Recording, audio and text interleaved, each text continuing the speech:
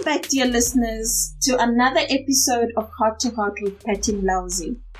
Today we'll be talking to Faith Dube, who recently completed her Matric. We love talking to our future leaders, conversing with the leaders of tomorrow. It gives us an idea as to what they're afraid of, what their concerns are, and what they're excited about, and what they're doing after finishing high school. Welcome, Faith, to Heart with Patty Mulauzi. Thank you very much. This is a great opportunity, and I'd like to give that encouragement to the others going through the same thing that I went through, so that it may help them in some way to be more comfortable in this journey that they're going through. Thank you so much. So, before we go in, I just want to ask you, how was your Matric? How did you do? Are you happy about your results? Matric was, it was an experience. It was a very, very, very great experience. It was one that brought change into my life, because at that moment, it's what showed me that life isn't all about just school or about academics. I know that the academic part is very, very important to our life and our future and our financial stability. But in that moment, you also get to think about, wow, I'm down in high school. This part of my life is over. How will I move forward? Will I find a job? Will I get a tertiary? What will I do moving forward onwards? And that for me got me changing my perspectives in life. Did I want to get stuck studying something I did not want? Or did I want to get stuck in a job that I did not like? All those questions were going through my mind. But then in all that panic or anxious thoughts, I still had that hope, that glimmer, that push I needed to go through my academic year and my final exams, which turned out great. It was very, very great. The results were what I expected. Some were even more than my own expectations, which made me very proud, because the hard work that I put in really came through. And that's all I can say. Matric is like hard work. The experience is there. Or the fun, you need to have it. Let's not forget about the fun, because sometimes people are like, Matric, you need to push, you need to drill yourself. That part is still there, but you need to also have fun. The joy of Matric is there, even though people may be like, oh my gosh, it's a tough year, you need to push, you need to derive yourself from fun and all that. You still need that fun, because let's be honest, we all know the first matriculants, how pushing yourself through those years can be difficult without letting go or letting loose at some point. But that doesn't mean that we should let loose a lot. But for me, I'd say my Matric year was very, very experienceful. It had a lot of experiences, but I'm very thankful for it. Oh, thank you so much. We're so happy you had positive results, and through all the struggles and everything, you remembered to play a little while you were doing your Matric, which is quite amazing. So tell me, Faith, it's been, a couple of months since you finished? What are you up to? What are you doing right now? Currently, I got a bursary at Realema, the internship program. Nice. So, it's nice. So I am interning to be a teacher for foundation phase. So the program helps you with your university studies, and they put you in a school that will help you grow in your internship and your knowledge of schooling. So it's like doing practical work for the rest of these 4 years, plus having a university study online. The only advantage I'd say for others is that it's a distance learning type of thing. But aside from that, that's what I've been working on, and I really do love this, because teaching was one of the things I wanted to do. Oh, wow. Already, girl. And you're already following your dreams. That is amazing, Faith. Thank you so much for giving us insight into what you're doing. So now, can you tell us what difficulties have you experienced per se, since you finished school? you've gone into adulthood. How would you say it's different from being a scholar and being someone who's no longer a scholar full-time per se, and someone who's in tertiary? Yeah, there are some difficulties because it's more of like a change. Because while you're still a scholar, there's this routine that you follow. Yeah. Like, I wake up, I go to school, I come back from school, I'm studying, going to sleep. I wake up, school, studying, go to sleep. Mm-hmm. It's now a change. I found it very difficult as a first year moving into this new place full of young adults and adults, and I felt like I didn't quite fit in because I'm fresh from high school. What if they think I'm too immature or whatnot?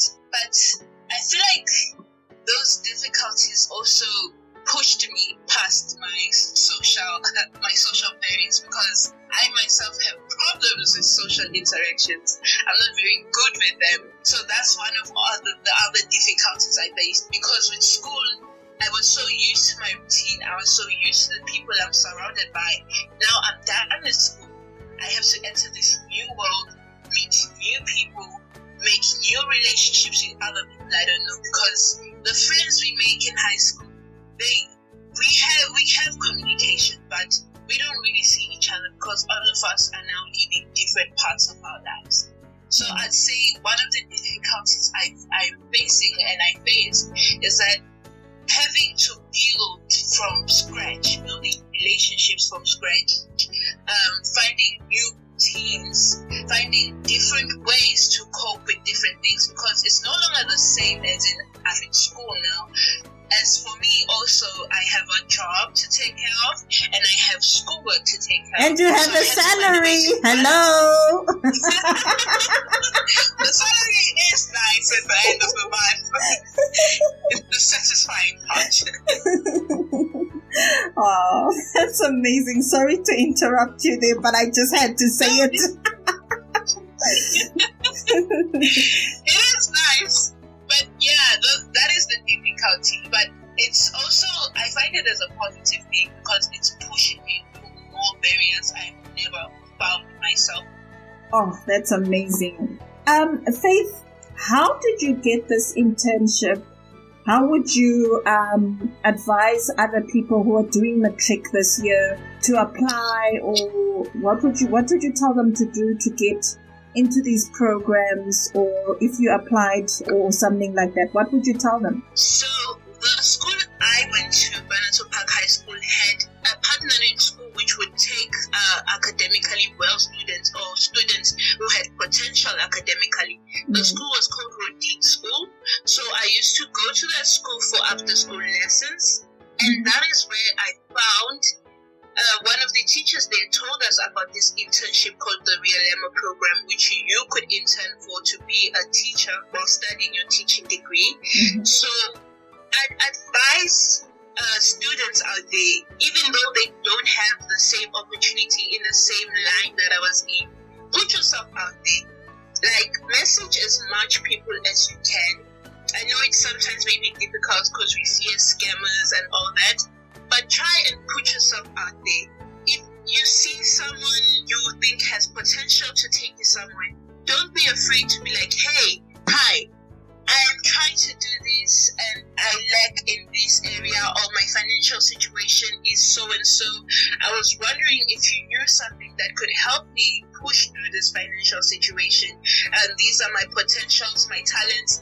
Just put yourself out there for people to see you. I feel like that's the most important thing, because if we don't show ourselves out and show ourselves that we want something, no one will ever know because we are keeping it inside ourselves.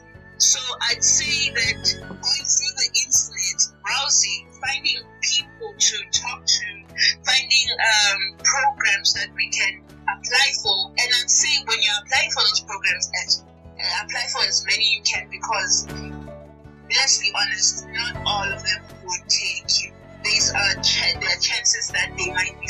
There are chances that you don't meet the requirement, but in not meeting that requirement or not having succeeded in getting the space, that doesn't mean that it's over for you or it's the end or you didn't qualify, you were not good enough for it.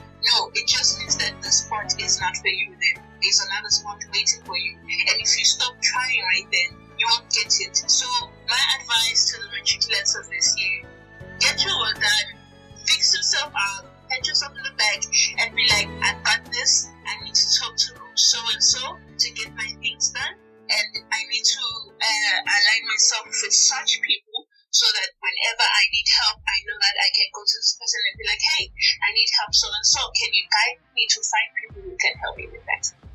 Okay, awesome. You've said some quite profound things there, Faith, where you've said that people need to reach out, they need to be more open, they need to contact as many people as possible. And you also mentioned something that was quite interesting, where you said that there was a teacher at the school you went to who introduced you to this program. So, which goes to show that it's very important to have career guidance in our schools, so that at least it helps the students make that choice.